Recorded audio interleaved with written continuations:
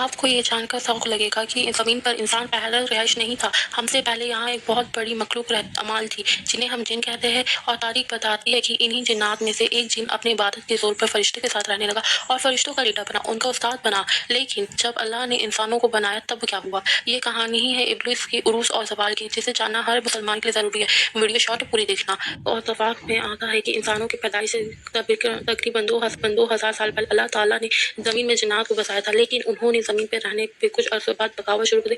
انہوں نے اس قدر خون ریزی اور فساد مچایا کہ اللہ کا قہر نازل ہوا۔ اللہ نے آسمان سے فرشتوں کا ایک لشکر بھیجا، انہوں نے باقی جنات کو جزیروں اور سمندروں میں پھینک دیا، لیکن ان جنات میں سے ایک بچا تھا۔ کچھ روایت کے مطابق یہ آخری جن تھا جنہیں فرشتوں نے نہیں مارا۔ اس جن کا نام تھا عزازیل۔ یہ عزازیل کوئی عام جن نہیں تھا، اس کے اندر عبادت کا اور اللہ کی قربت کا اتنا جنون تھا کہ کہتے ہیں کہ زمین کا کوئی ایسا کونا نہیں تھا جہاں اس نے سجدہ نہ کیا ہو۔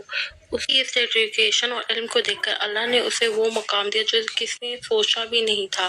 اسے زمین سے اٹھا کر آسمان پر لایا گیا اور فرشتوں میں شامل ہو گیا، یہاں تک کہ اس کے علم اور عبادت کی وجہ اسے مالک الملک یعنی کہ ٹیچر آف اینجل کہا جانے لگا۔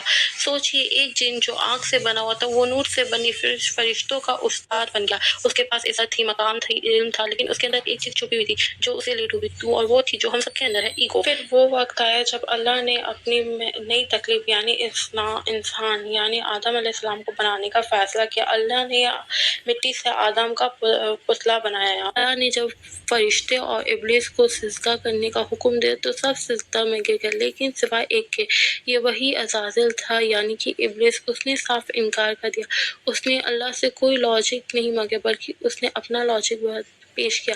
میں اس سے بہتر ہوں، تو نے مجھے آگ سے بنایا اور اس سے مٹی سے۔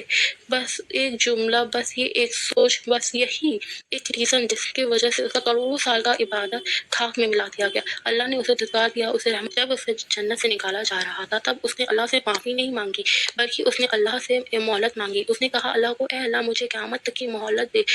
اور پھر اس نے وہ قسم کھائی، اس نے کہا میں تیرے سیدھے راستے میں بیٹھوں گا اور تیرے بندے کو آگے سے پیچھے دائیں سے سب طرف سے بہکاؤں گا اور تو اس میں سے اکثر کو ناشکر گزار پائے گا۔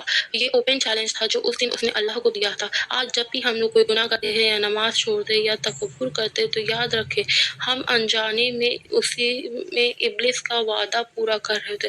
فیصلہ ہمیں کرنا ہے کہ ہمیں عزازیل کی طرح ایگو میں رہنا ہے یا حضرت آدم علیہ السلام کی طرح معافی مانگنے ہیں اپنے گناہوں۔